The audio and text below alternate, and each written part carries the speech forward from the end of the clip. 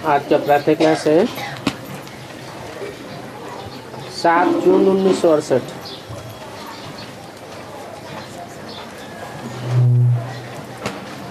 ये है छोटा सा गुलशन।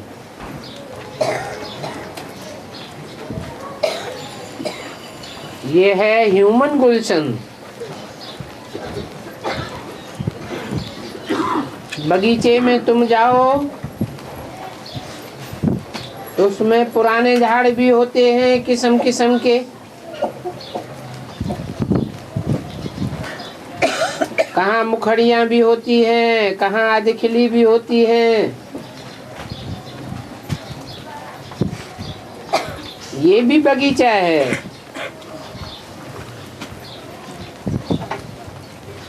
यहाँ बिल्कुल मुखड़े नहीं हैं, कोई कोई हैं।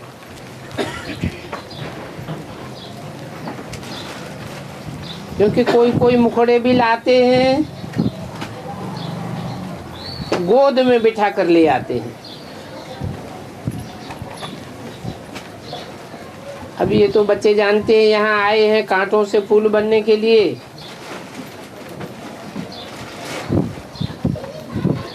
श्रीमत से हम कांटे से फूल बन रहे हैं। कांटे जंगल के होते हैं और फूल बगीचे बस्ती में होते हैं।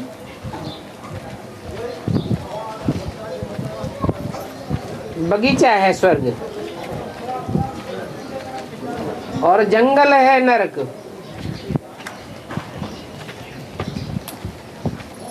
कांटों का जंगल है ना।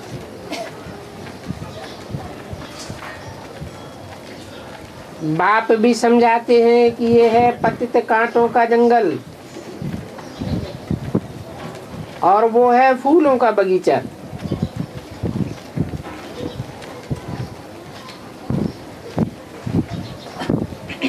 फूलों का बगीचा था, वही फिर अभी कांटों का जंगल बना है।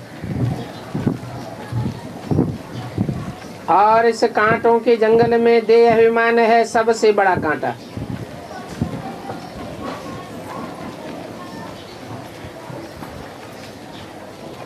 इसके बाद फिर और विकार आते हैं।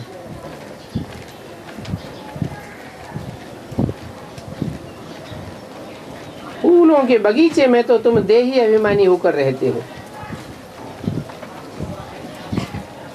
आत्मा में ज्ञान रहता है। अभी हमारी आयु पूरी हुई, ये ज्ञान रहता है ना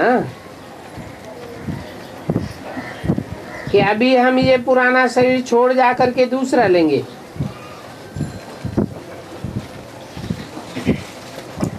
साक्षात्कार होता है, हम माता के गर्भ महल में जाकर के विराजमान होंगे।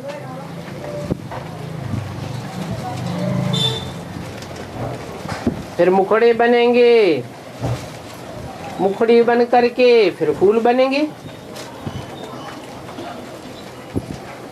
तो ये आत्मा को ज्ञान है।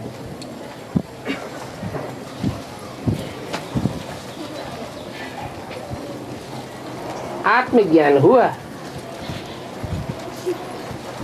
हाँ, वहां षष्ठी चक्र कैसे फिरता है ये ज्ञान नहीं होगा।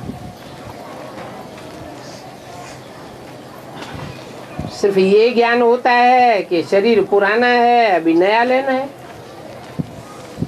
बदलना है। अंदर में खुशी रहती है।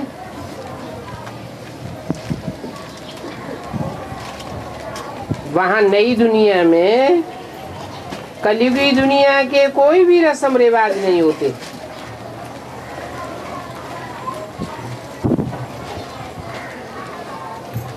वहां भक्ति मार्ग ही मुर्दाबाद हो जाता है।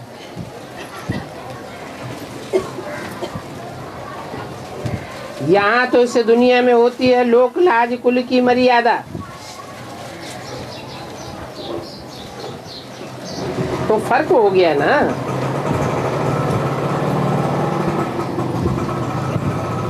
वहां की मर्यादा को सच्ची मर्यादा कहा जाता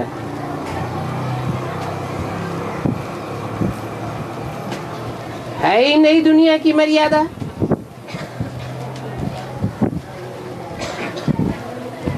और इस दुनिया में है भस्म होने वाले कांटों के जंगल की मर्यादा।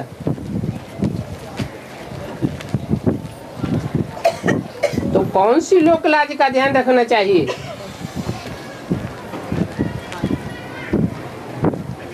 आने वाली दुनिया सामने खड़ी है,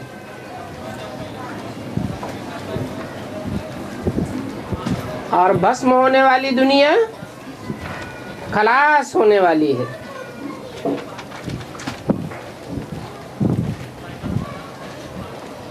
यहाँ तो है ही असत्य मर्यादा।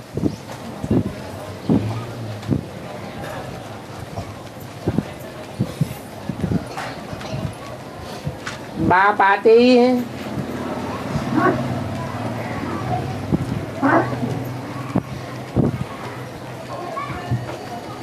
जबकि दैवी संप्रदाय की स्थापना होती है और आसुरी संप्रदाय का विनाश होता है।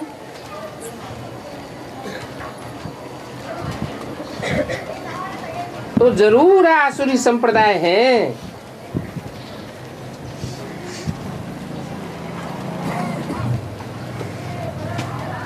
उनमें ही आकर के दैवी संप्रदाय की स्थापना करते हैं।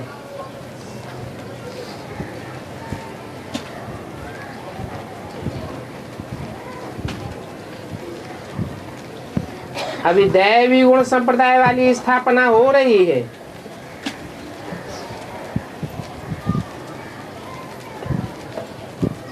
ये भी समझाया है, योग बल से तुम्हारे जन्म जन्मांतर के पाप नष्ट होने हैं।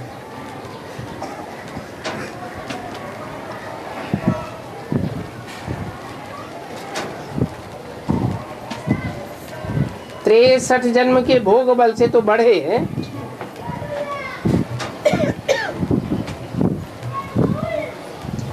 इस जन्म में भी जो पाप किए हैं वो भी बताने पड़ते हैं।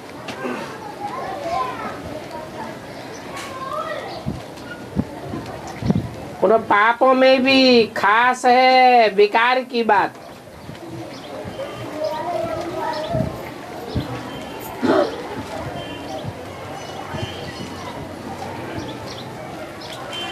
किस बात का खास पोता मिल देना है?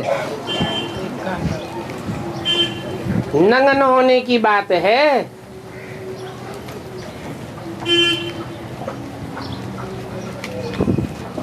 फिर याद में बल आता है।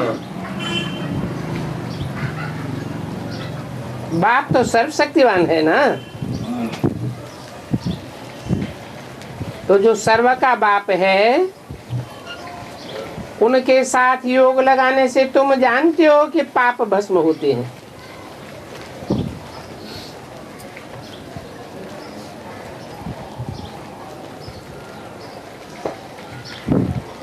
ये सर्वशक्तिवान है ना।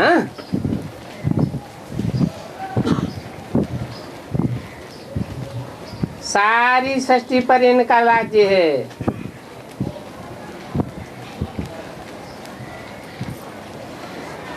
वो तो है ही नहीं दुनिया, वहां हर चीज नहीं होती है।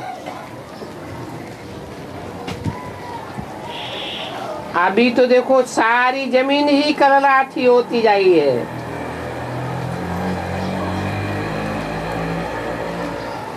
अभी तुम बच्चे तो नई दुनिया के मालिक बनते हो।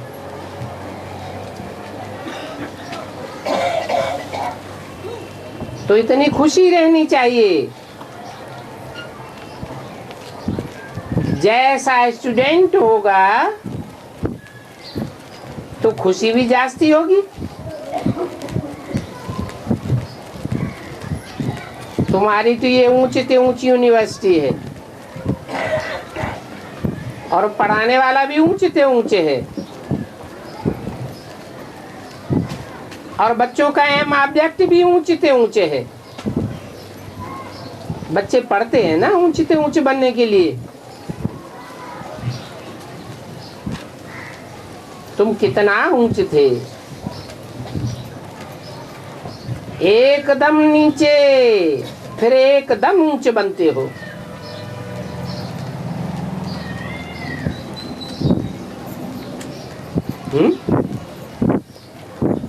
कब की बात?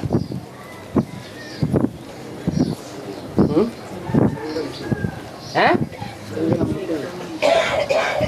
एकदम नीच फिर एकदम ऊंच, एकदम है एकदम एक श्वास। हाँ हाँ एकदम एक श्वास में, श्वास भी नहीं, एक सेकंड में ब्रह्मा से विष्णु। तो कौन से टाइम की बात है? 76 की। एकदम ऊंच हो गए दुनिया की नजरों में, ब्राह्मणों की नजरों में, एडवांस पार्टी की नजरों में। निश्चय निश्चय का चक्र तो नहीं चलता है?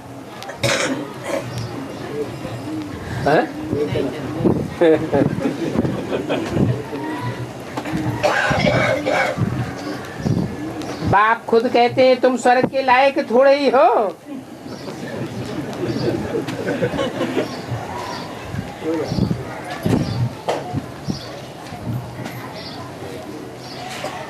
अपवित्र तो वहां जा ही नहीं सकते।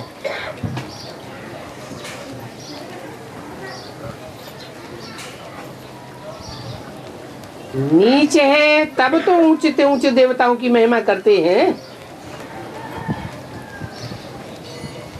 उनके आगे सिर झुकाते हैं।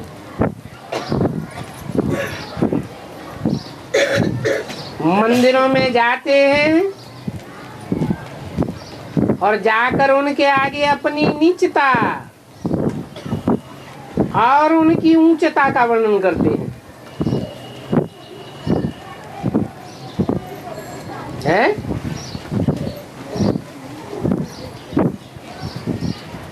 कौन से मार्ग की बात बताई? भक्ति मार्ग की बातें जो है वो कहाँ की यादगार है? संगम युग में तो कोई महिमा नहीं करता है?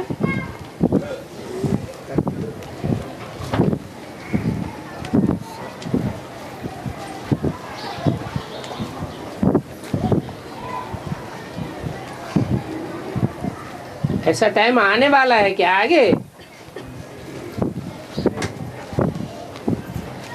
फिर कहते हैं रहम करो तो हम भी ऊंच बने।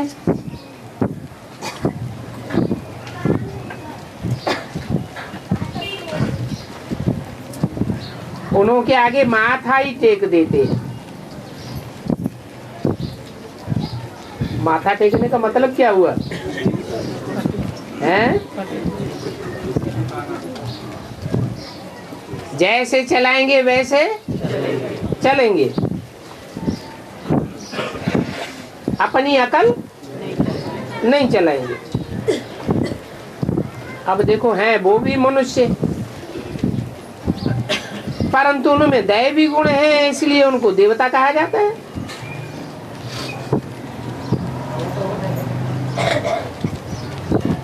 यहाँ आसुरी गुण होने के कारण असुर कहा जाता है।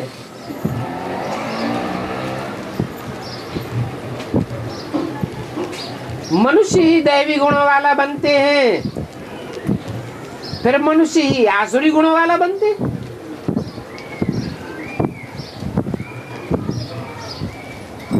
मंदिरों में जाते हैं, उनकी पूजा करते हैं कि हम भी इन जैसा बने।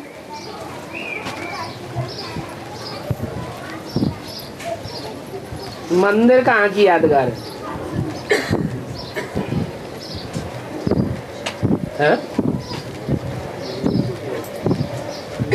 जो मंदिर बनाए हैं वो यादगार कहाँ की हैं? वो भी संगम युग की यादगार हैं। अभी की अधूरी स्टेज की यादगार हैं या संपन्न स्टेज की यादगार है? ये कोई को पता नहीं है।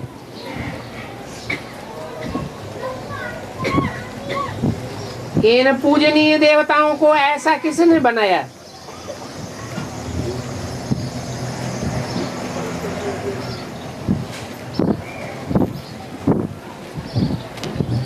तुम पहले नहीं जानते थे,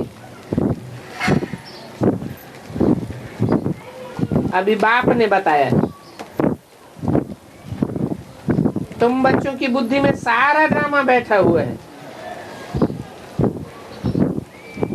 कैसे इस दैवी झाड़ का सैंपलिंग लगता है।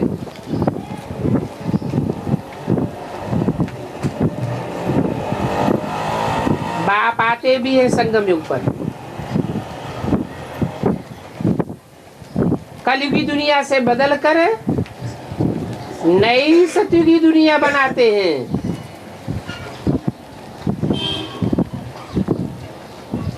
कलयुगी झाड़ में काहे का सैंपलिंग लगता है? नई दुनिया के झाड़ का सैंपलिंग लगता है। अभी तो ये पतित दुनिया है, इसलिए बाप को बुलाते हैं।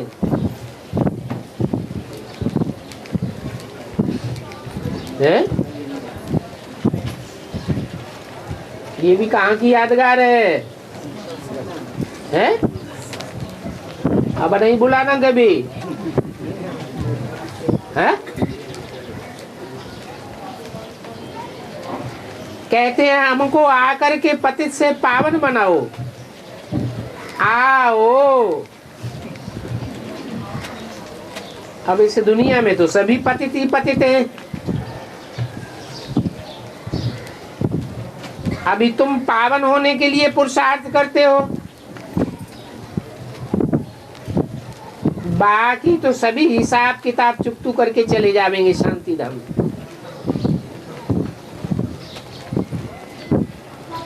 तुम्हारे पास तो मनमना भव का मंत्र है, ये मुख्य मंत्र है, जो मंत्र तुमको बाप ही देते हैं। बाप ही देते हैं। मत मना भव मेरे मन में समा जा।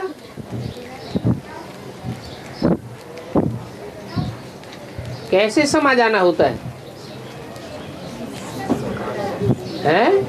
किसी के मन का कैसे पता चले? इसके मन में क्या क्या है?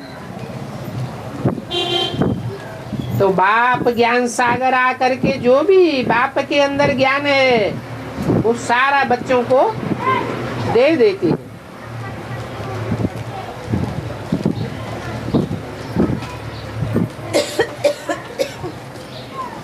वो गुरु लोग तो ढेर के ढेर हैं। तुंडे तुंडे मतिर भिन्ना, उनकी तो एक मत है ही नहीं, कितने प्रकार के मंत्र देते हैं। और बाप तो एक ही मंत्र आकर के देते हैं। क्या? मन मना भव। तो बाप के मन में क्या है?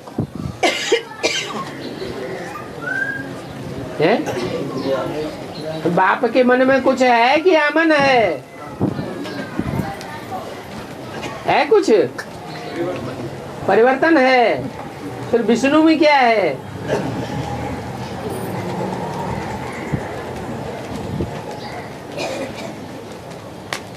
बाप का मन अमन है। अमन माने बिंदी, बिंदी माना निराकारी, निर्विकारी, निरहंकारी। अभी तो ज्ञान का विस्तार होता जाता है, अंत में क्या रह जाएगा? मैं आत्मा बिंदी। तो अंत में मनमना भव कहा जाए या अभी कहा जाए? है?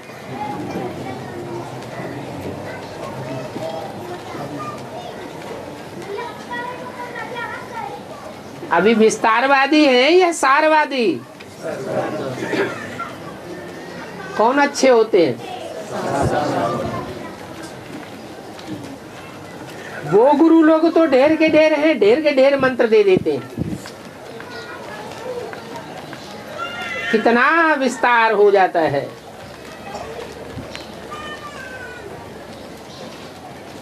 और बाप ने भारत में ही आकर के मंत्र दिया था।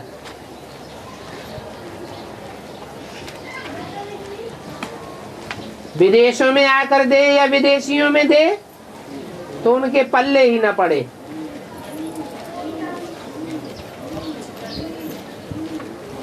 जिस भारत से तुम देवी देवता बने थे, भगवान वाच भी है ना। वो गुरु लोग भले श्लोक आदि कहते हैं, परंतु उन श्लोकों का अर्थ कुछ भी नहीं जानते हैं।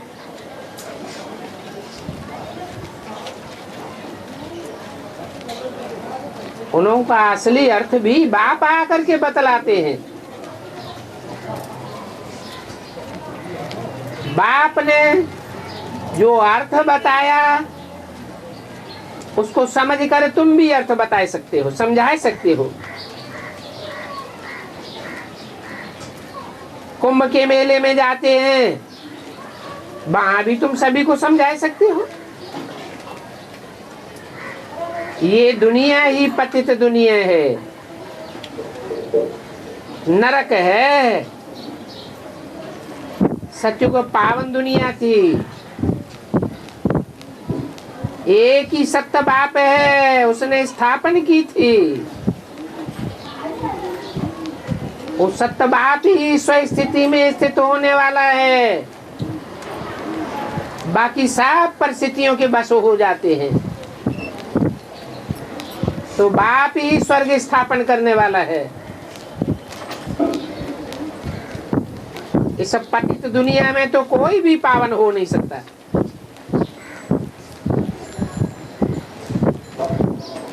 साधु संत सन्यासी सब गंगा स्नान करने जाते हैं।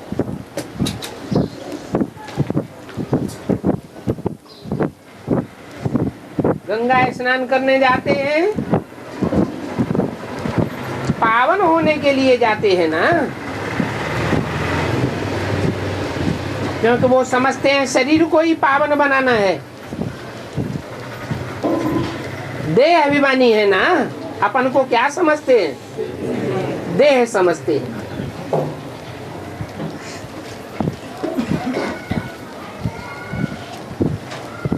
सात 668 की वाणी का दूसरा पेज।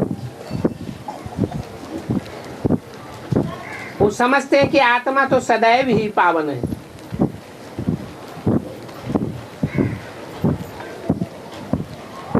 अब कहाँ जड़ शरीर, कहाँ चैतन्य आत्मा।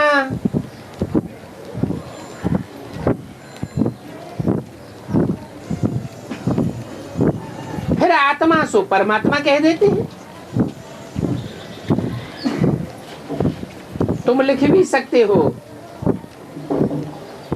कि आत्मा ही पतित और आत्मा ही पावन बनती है।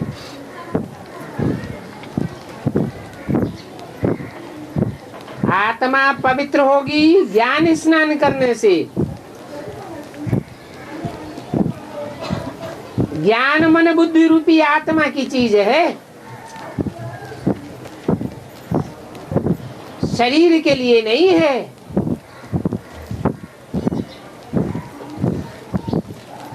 पानी से आत्मा का मल साफ नहीं होगा। और पानी का स्नान तो 63 जन्म रोज ही करते रहे। जो भी नदियां हैं उनमें रोज स्नान करते हैं और नदियों का ही पानी पीते हैं।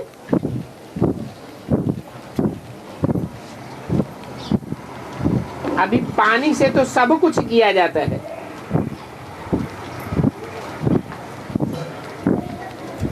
इलाहाबाद में जो रहते हैं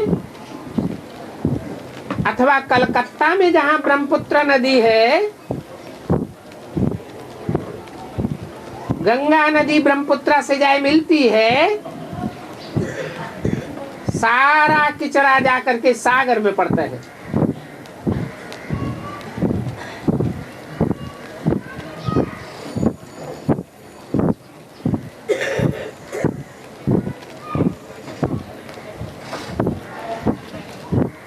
करना है। क्या होता है?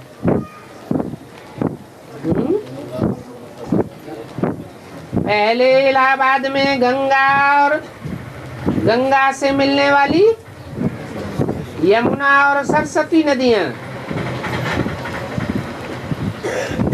अपने को मर्ज कर देती हैं। फिर क्या कही जाती है? गंगा। और गंगा ब्रह्मपुत्रा में जाकर के अपने को मर्ज कर देती है। गंगा में ज्यादा जल होता है या ब्रह्मपुत्रा में ज्यादा जल होता है? राम तेरी गंगा मैली ये गायन पड़ता है या ब्रह्मपुत्रा मैली ये गायन पड़ता है? राम तेरी गंगा मैली मैदानी भाग से होकर के आती है तो बहुत कचरा पड़ता है। मैदानी भाग में नीची स्टेज होती है नदी की या पर्वतीय स्थल में ज्यादा नीची स्टेज होती है। ब्रह्मपुत्रा तो नीचे नीचे नहीं आती है, लास्ट में जाकर के नीचे आती है। ऊंची ऊंची पहाड़ों की स्टेज पर बहती है तो लंबे समय तक पवित्र रहती है या अपवित्रता के संस्कार उसमें ज्यादा हैं? ऊंची स्टेज में रहती है। तो आखिरी अंजाम ये होता है कि गंगा यमुना सरस्वती ये सभी नदियां कहाँ मिलती हैं? जाकर ब्रह्मपुत्रा में जाकर मिलती है। पतित पावन को आकर्षित करता है या पावन पतित को आकर्षित करता है? जो भी पावन आत्मा होगी वो पतित आत्माओं को आकर्षित करेगी। हम बच्चों के लिए भी ये बात लागू होती है क्या? जैसे जैसे पावन बनते जावेंगे वैसे वैसे पतित आत्माएं खिंचती चली आवेंगी।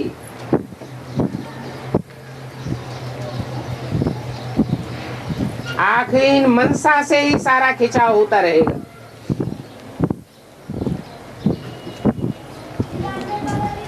तो देखो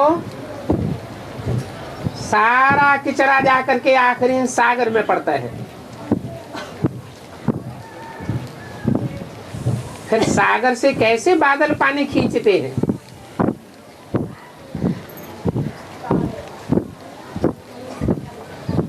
कैसे खींचते हैं? सागर का जल गर्म होता है, फिर भाप बनती है, पानी ऊपर उड़ जाता है ऊंची स्टेज में। नीचे की दुनिया के वाइब्रेशन और सूक्ष्म वतन की ऊपर की दुनिया के वाइब्रेशन, हल्कापन कहाँ होता है? ऊंची स्टेज में हल्कापन होता है।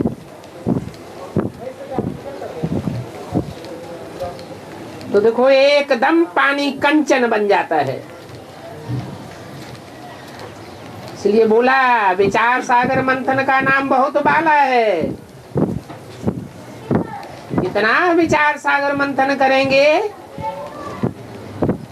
ज्ञान जल कैसा होता जाएगा? शुद्ध होता जाएगा। इसलिए बोला ब्रह्मा के मुख से जब मुरली चलती थी तब ही बताई दिया। अभी ज्ञान सागर है, ज्ञान नदियां भी हैं, परंतु ज्ञान अमृत नहीं कहेंगे।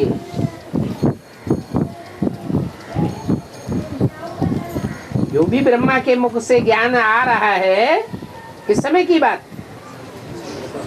68 से पहले की बात। उस ज्ञान जल को ज्ञानामृत नहीं कहेंगे। क्यों नहीं कहेंगे? क्योंकि उस समय मनन चिंतन मंथन नहीं हो रहा था।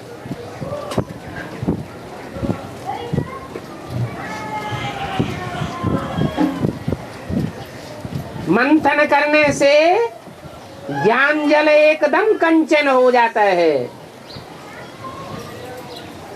उसमें कोई भी प्रकार की विकृति नहीं रहती।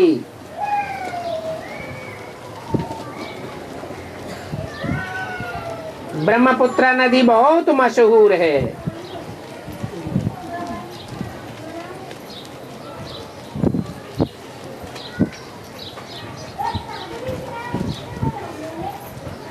कलकत्ता में काली घाट में भी गंगा को ले आए हैं।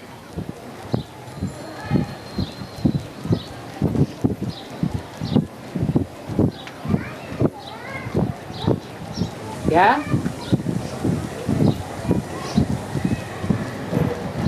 ब्रह्मपुत्र से ही और नदी निकलती है ना।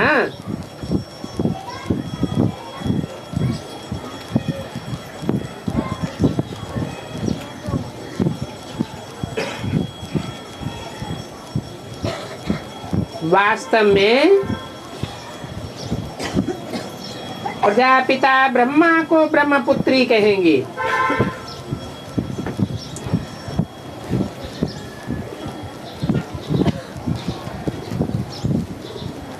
क्या कहा? दो आत्माएं हैं या एक आत्मा? एक पिता और एक माता। यह राज कोई भी शास्त्रों आदि में नहीं है। क्या?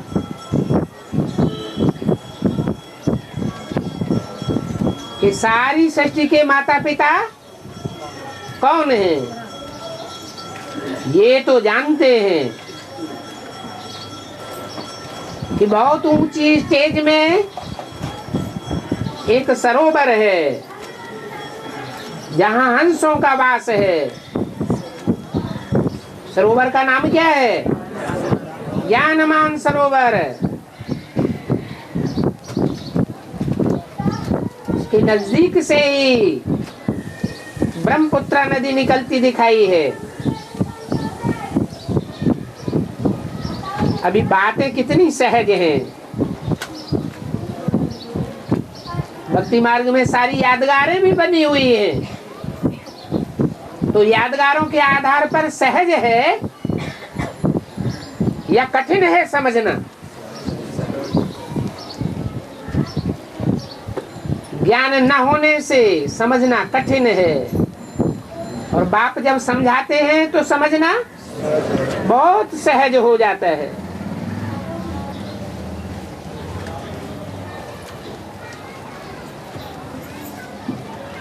परंतु किसी की बुद्धि में आती नहीं है।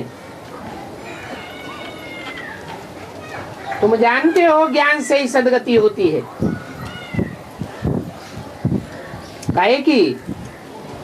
पहले पहले ज्ञान से सदगति काहे की होती है? हैं? मन बुद्धि रूपी आत्मा की सदगति होती है। और मन बुद्धि रूपी आत्माएं नंबरवार हैं, एक जैसी है। एक सेकंड में ज्ञान से सदगति होती है। फिर कहते हैं ज्ञान इतना अथाह है कि सारे समुद्र को स्याही बनाओ और सारे जंगल की कलमें बनाओ, तो भी ज्ञान के विस्तार का अंत नहीं होता। अभी तुम तो जानते हो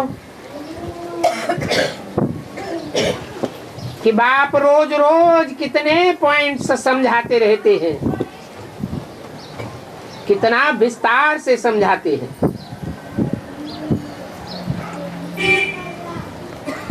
बाप कहते भी हैं, आज तुमको बहुत गुई गुई बातें सुनाता हूं।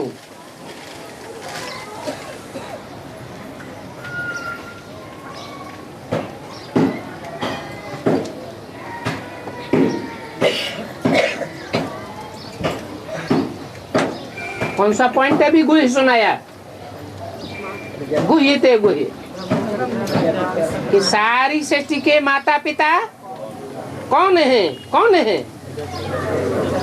प्रजापिता ब्रह्मा। कौन ब्रह्मा? ब्रह्मा तो अनेकों के नाम है,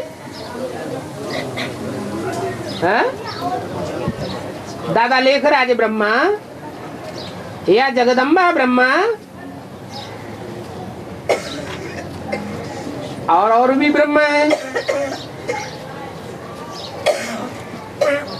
ब्रह्मा बनेंगे तभी तो विष्णु की भुजा बनेंगे। और महाराजे भी तो भुजा बनती है, नहीं बनती? बनती है। तो ब्रह्मा तो अनेकों के नाम है। फिर आखिरी इन प्रजापिता ब्रह्मा कौन?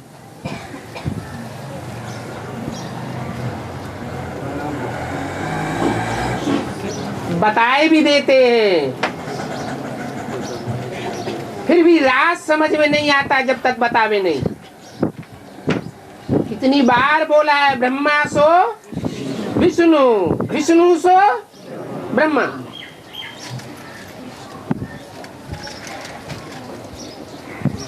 तो जो आदि में होगा वो अंत में भी होगा। आदि में ब्रह्मा सो विष्णु, षष्ठी के आदि काल में जो ब्रह्मा सो विष्णु, तो नए कल्प में जब फाउंडेशन डाला जाता है ज्ञान का, तो उस समय भी ब्रह्मा सो विष्णु होना चाहिए कि नहीं होना चाहिए? आदि में विष्णु होगा तो अंतिम जन्म में भी विष्णु होगा। विष्णु माने क्या? संस्कारों का मेल।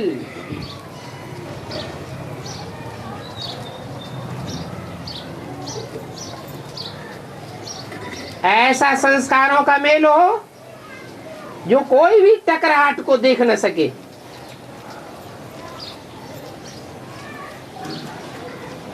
दादा लेखराज और उनकी युगल यशोदा, सन 36 की बात है या नहीं है? है। टकराहट हुई या नहीं हुई? टकराहट तो हुई। अगर टकराहट न हुई होती तो हम राधे को यज्ञ की निमित्त माता बनाने की कोई जरूरत थी नहीं। तो फिर कौन था आदि में? आदि ब्रह्मा सो विष्णु है।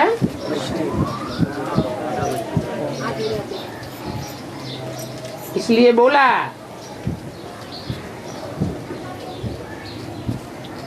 बाप कहते हैं कि ज्ञान इतना अथाह है कि सारे समंदर को स्याही बनाओ तो भी अंत नहीं हो सकता।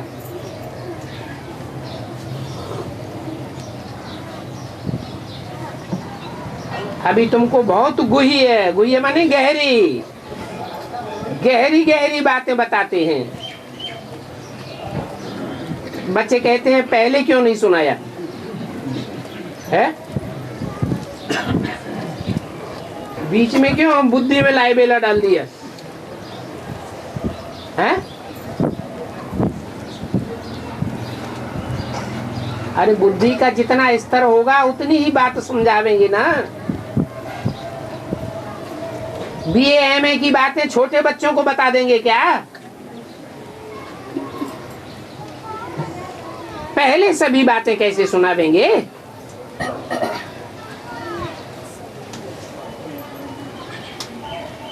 कहानी तो शुरू से लेकर नंबरवार सुनावेंगे ना। जो पिछाड़ी का पार्ट होगा वो पहले कैसे सुनावेंगे?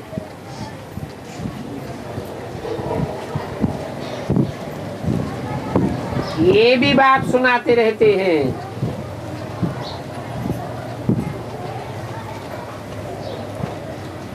ये सृष्टि चक्र के आदि मध्य अंत का राज तुम जानते हो।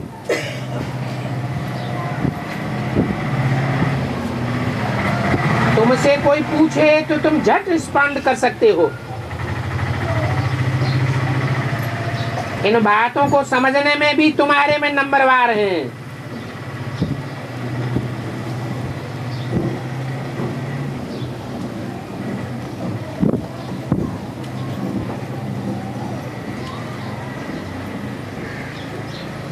जो जल्दी समझ जाते हैं वो डायरेक्शन को जल्दी फॉलो करते हैं, या जो देर में समझते हैं वो डायरेक्शन को जल्दी फॉलो करते हैं?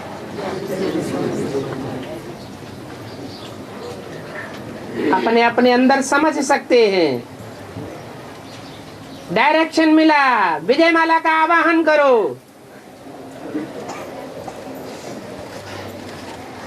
तो कौन कौन विजय माला की जो हेड है रानी मक्खी, उसका आह्वान करने में बुद्धि लगाना शुरू कर दिया?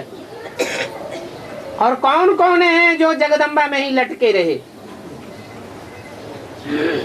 अभी तक भी जगदम्बा का आवाहन कर रहे हैं।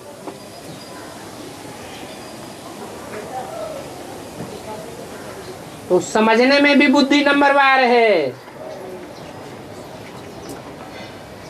और डायरेक्शन को फॉलो करने में भी नंबरवार है।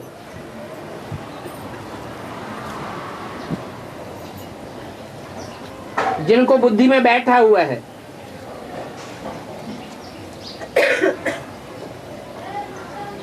तुम्हारे पास आते हैं, पूरा रिस्पॉन्ड नहीं मिलता है तो बाहर जाकर कहते हैं यहाँ तो पूरी समझानी नहीं मिलती है?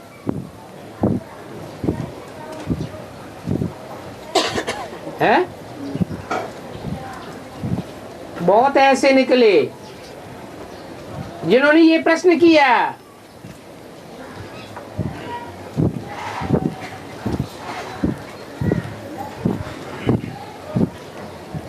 कि मम्मा बाबा के बच्चे सतयुग में कौन बनेंगे? नहीं, मम्मा बाबा के माँ बाप सतयुग में कौन बनेंगे? संगम युग में जिनकी शूटिंग हुई होगी वो ही बनेंगे या कोई दूसरे बनेंगे? तो बच्चों ने रिस्पॉन्ड क्या दिया है? क्या रिस्पॉन्ड दिया है? अरे कुछ रिस्पॉन्ड दिया या नहीं दिया? मम्मा बाबा को जन्म देने वाले माँ बाप कौन बनेंगे? शूटिंग पीरियड में जिन्होंने शूटिंग की होगी वो ही बनेंगे या कोई दूसरे बनेंगे? तो क्या रिस्पॉन्ड दिया? माँ बाबा को भी ड्रिल कराने वाले। हाँ, कौन थे? हाँ, खकार लो अच्छी तरह से। हैं? वही लक्ष्मी नारायण। ये बताया? बताने वाले तो भरत भाई थे बम्बई वालों को। हैं?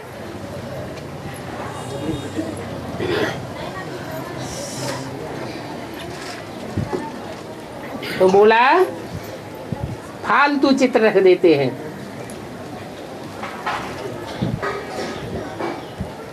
इसलिए समझाने वाले बहुत होशियार चाहिए।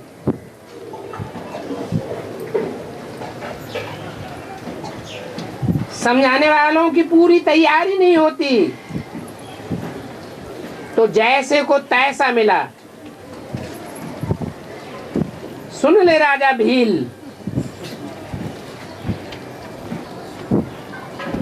ये कहावत है ना। भील कौन बन गया? राजा बन गया। चमड़ा पोष क्या बन गया? एक दिन के लिए राजा बन गया। बाप कहते हैं कहां कहां हम देखते हैं आदमी बड़ा अच्छा समझदार है, परंतु बच्चे इतने शुरूढ़ बुद्धि नहीं है।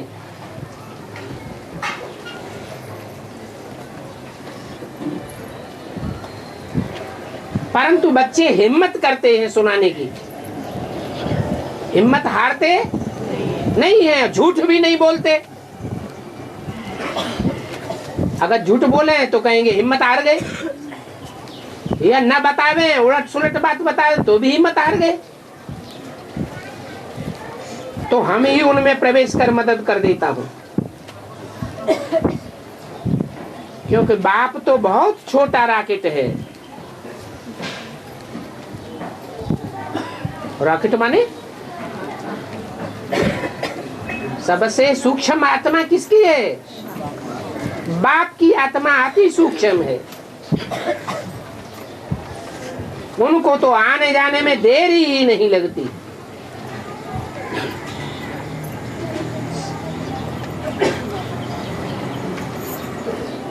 फिर गुरुओं ने बहुरूपी अथवा सर्वव्यापी का पॉइंट उठाई है। ये बात तो बाप तुम बच्चों को बैठ समझाते हैं। मैं कोई बहुरूपी या सर्वव्यापी नहीं हूं।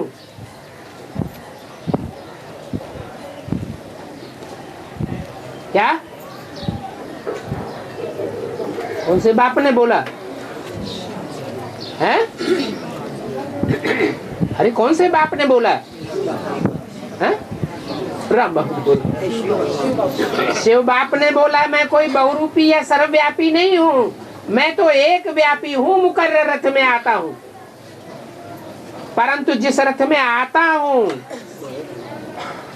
वो रॉकेट इतना छोटा है, प्रैक्टिस करने की बात है। इतना सूक्ष्म स्टेज धारण करता है कि ढेर बच्चों में एक सेकंड में कहां का कहां प्रवेश कर सकता है।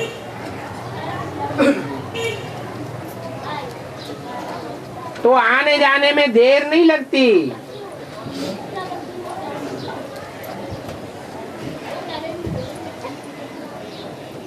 ये तो बाप तुम बच्चों को बैठ समझाते हैं।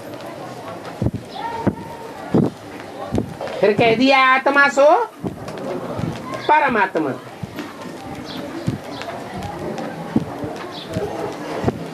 कोई के आदमी बहुत अच्छे होते हैं तो उनको समझाने वाला भी ऐसा चाहिए।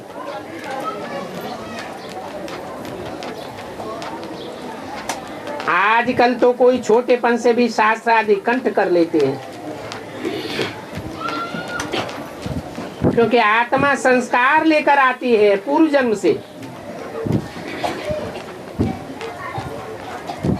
कहाँ भी जन्म लेवे फिर वेद शास्त्र आदि पढ़ने लग पड़ेंगे।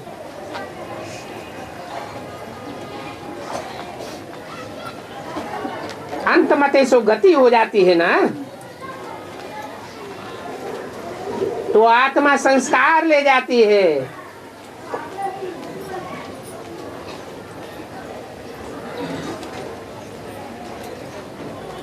अभी तुम बच्चे समझते हो, आखिर वह दिन आया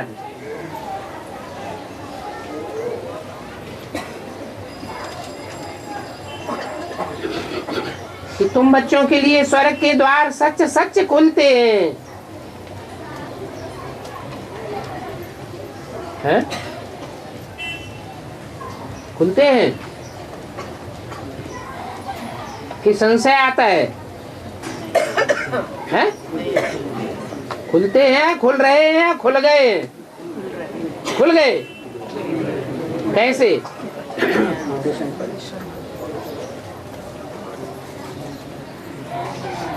नई दुनिया का फाउंडेशन तो पड़ा है, परंतु फाउंडेशन के बारे में अगर कुछ बच्चों को संशय आता है तो क्या कहेंगे? सच्चे सच्चे द्वार खुल गए या नहीं खुल गए?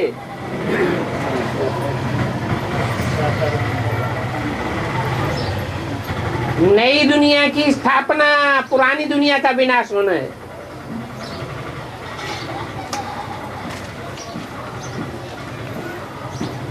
मनुष्यों को तो ये भी पता नहीं है कि स्वर्ग नई दुनिया को कहा जाता है।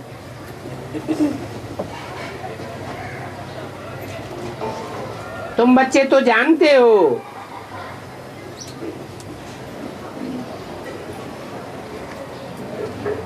कि नई दुनिया कैसे स्थापन होती है। स्वस्थिति में टिकने से नई दुनिया स्थापन होती है।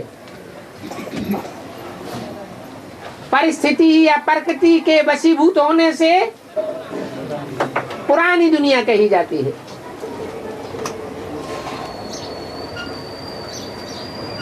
अभी हम सच्ची सच्ची सत्यनारायण की कथा व अमरनाथ की कथा सुन रहे हैं।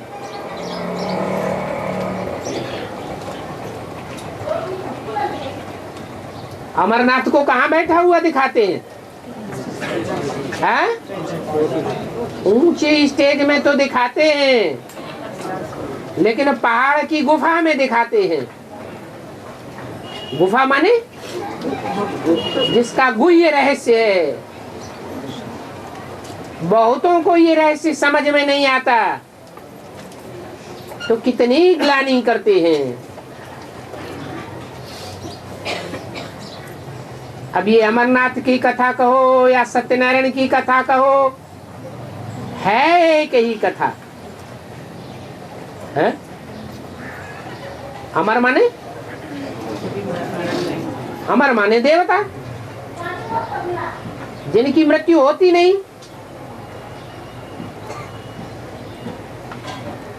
मृत्यु अर्थात काल। काल जबरदस्ती सवार हो जाता है या उनकी इच्छा मृत्यु होती है? इच्छा मृत्यु होती है, इसलिए उनको अमर कहा जाता है। फिर उनका नाथ। नाथ माने क्या होता है? कोई जानवर है जिसको नाथ डाली जाती है?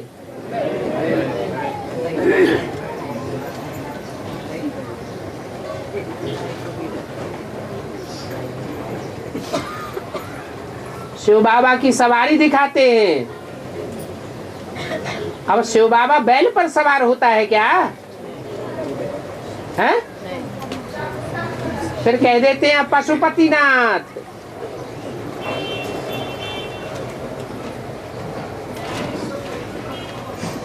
जैसा नाम वैसा काम होता है।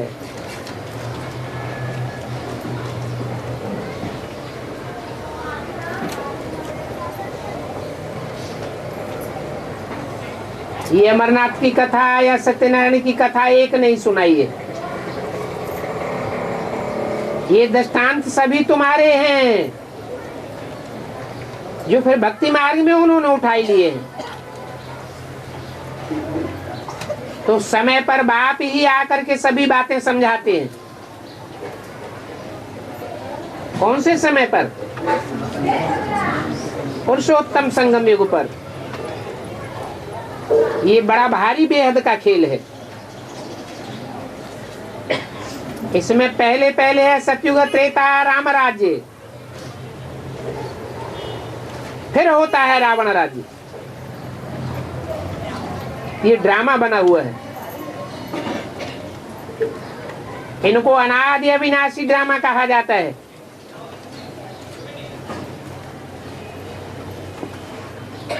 हम सभी आत्मा एक्टर्स हैं, परंतु ये ज्ञान कोई को भी नहीं है जो ज्ञान तुमको बाप ने दिया है। जो भी आत्माएं हैं उनका पार्ट ड्रामा में नुदा हुआ है।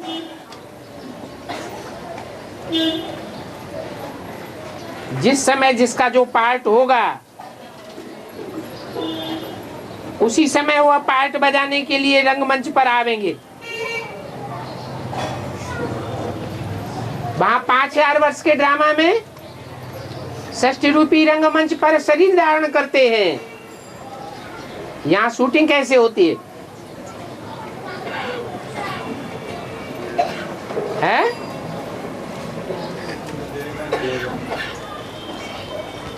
यहाँ ज्ञान में आते हैं, ज्ञान में आने के बाद उनकी शूटिंग होती है, हम आत्मा हैं। पहले आत्मा का ज्ञान नहीं था।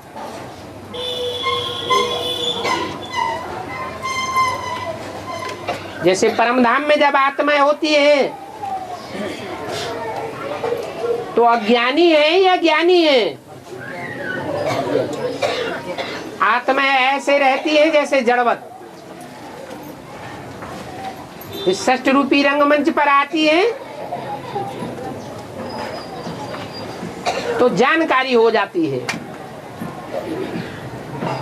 बल असत्य की जानकारी होती है, परंतु सुजाग हो जाती है। ऐसे ही यहाँ जब बेसिक में आते हैं तो पक्की जानकारी होती है या अधूरी जानकारी होती है? अधूरी जानकारी होती है।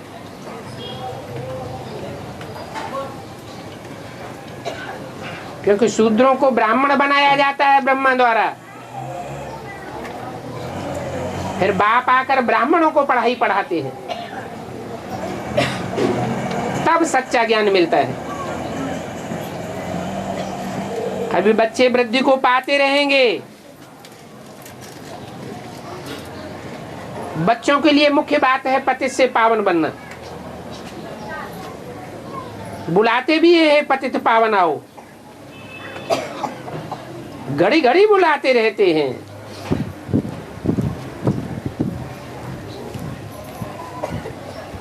जो बुलाते हैं पतित पावन सीताराम आओ, वही पतित से पावन बनते हैं। जो बुलाते नहीं है, विदेशी तो नहीं बुलाते, तो पतित से पावन बनते भी नहीं, बच्चे ही बुलाते हैं। बाप भी कहते हैं हमारे बच्चे काम चिच्छा पर बैठ करके भस्म हो गए हैं। तो ये यथार्थ बातें हैं क्या है? यथार्थ बातें क्या है? कि बच्चे ही सबसे जास्ती पतित बनते हैं और बच्चे ही पावन भी बनते हैं। ये भी समझते हो आत्मा जो अकाल है, उस अकाल मूर्त आत्मा का ये तख्त है।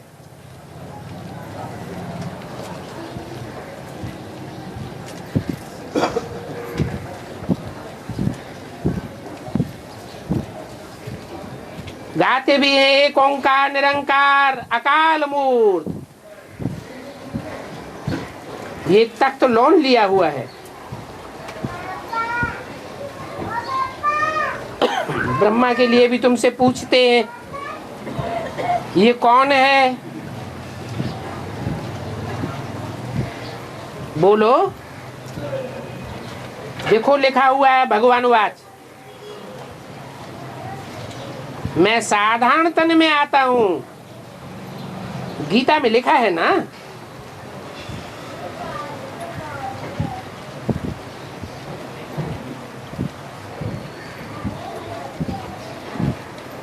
ये झिंझा हुआ भी कृष्ण 84 जन्म लेकर के साधारण बनता है।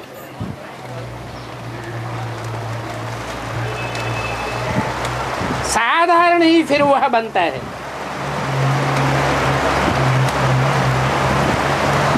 अभी नीचे बैठ करके तपस्या कर रहे हैं, जानते हैं हम यह बनने वाले हैं। कि त्रिमूर्ति तो बहुतों ने देखा है, परंतु उनका अर्थ कोई चाहिए ना।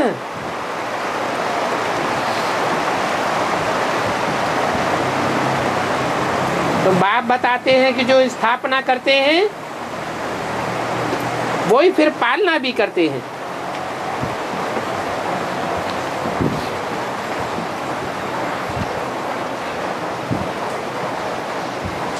स्थापना के समय का नाम रूप अलग, देश काल अलग, और पालना का नाम रूप देश काल अलग है।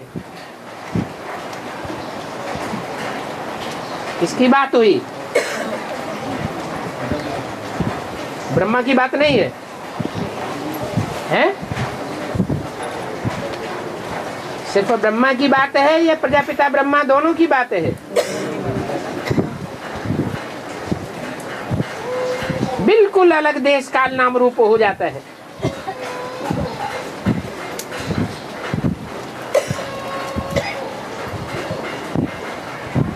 लक्ष्मी नारायण स्वर्णिम संगम युगी दुनिया के जब प्रत्यक्ष होंगे तो यह साधारण चोला बदल जाएगा, ये यही रहेगा। ये बातें समझाने में तो बहुत सहज हैं। नीचे तपस्या कर रहे हैं, ये बनने वाले हैं,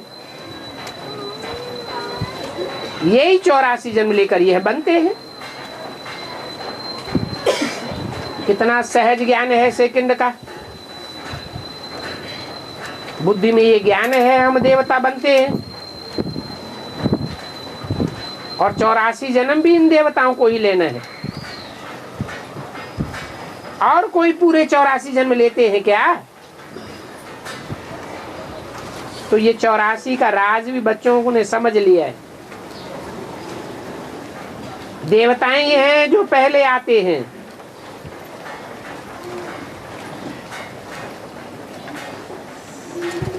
मछलियों का एक खिलौना आता है ना, मछली ऐसे नीचे जाती है फिर ऐसे ऊपर चढ़ती है।